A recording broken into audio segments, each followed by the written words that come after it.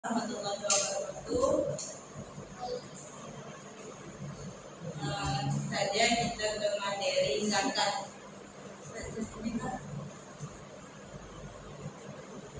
Yang akan disampaikan oleh saya sendiri.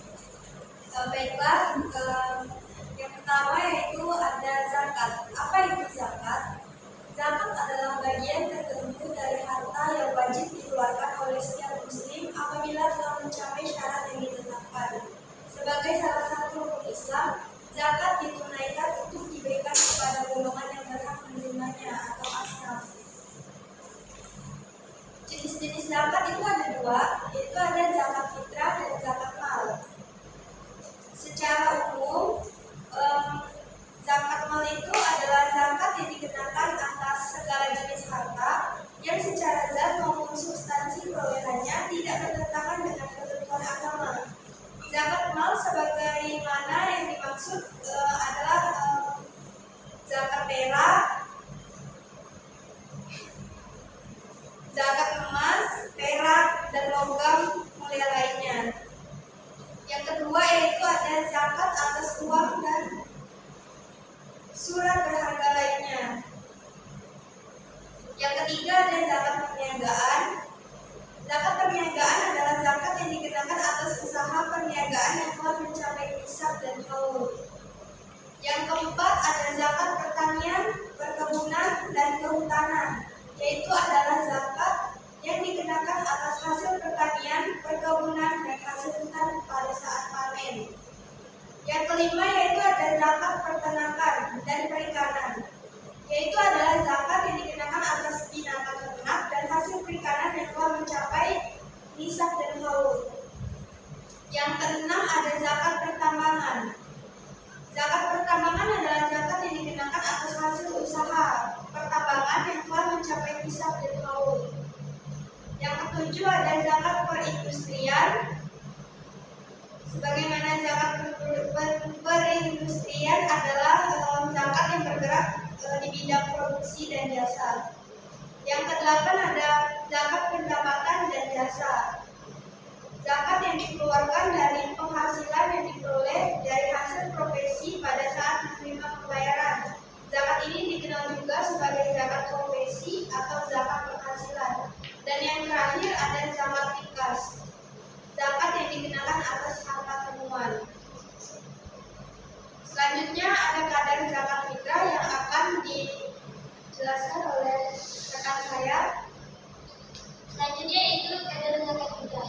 Besaran zakat fitrah ditetapkan berdasarkan harga bahan pokok yang umum dikonsumsi oleh masyarakat setempat, seperti beras, gandum, dan atau kurma. Yang selanjutnya itu kadar zakat mal. Kadar zakat mal adalah 2,5% dari harta yang dimiliki seseorang setelah mencapai nisab. Yang selanjutnya itu perhitungan zakat yang akan dijelaskan oleh rekan saya. Selanjutnya ada perhitungan zakat. Yang pertama ada zakat itu yaitu 10% apabila irigasi menggunakan air hujan atau sungai tanpa biaya, dan 5% jika irigasi menggunakan air yang butuh biaya, misalnya pompa. Jika sebagian maka 7,5% zakat hewan. Zakat hewan ternak nilainya berbeda dengan bertingkat sesuai jenis hewan. Namun semakin besar maka persentasenya semakin kecil. selanjutnya ada sejarah zakat di Indonesia. Jadi sejarah zakat di Indonesia ini mencerminkan perjalanan panjang yang dimulai sejak kedatangan Islam pada abad ke-7. Pada abad ke-7 sendiri, masyarakat Islam belum sadar bahwa zakat waktu itu ternyata masih tidak sepenting zakat seperti sholat dan puasa. Padahal walaupun tidak menjadi aktivitas prioritasnya,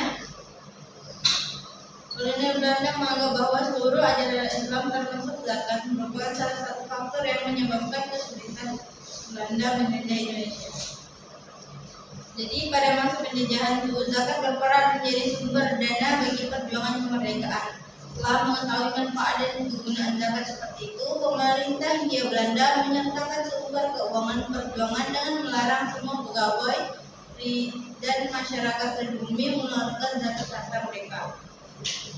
Atas hal tersebut, pemerintah Belanda melalui kebijakannya nomor 1862 tahun 1866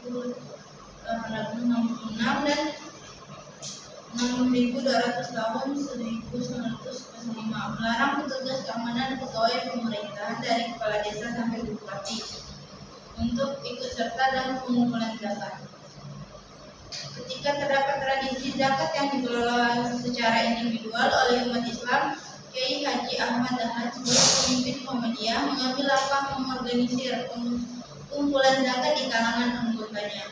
Menjelang kemerdekaan, praktik pengelolaan zakat juga pernah dilakukan oleh umat Islam ketika Majelis Islam ala Indonesia atau MAI pada tahun 1943 dan membentuk Baitul Mal untuk mengorganisasikan pengelolaan zakat secara terkoordinasi. Mungkin sekian dari saya.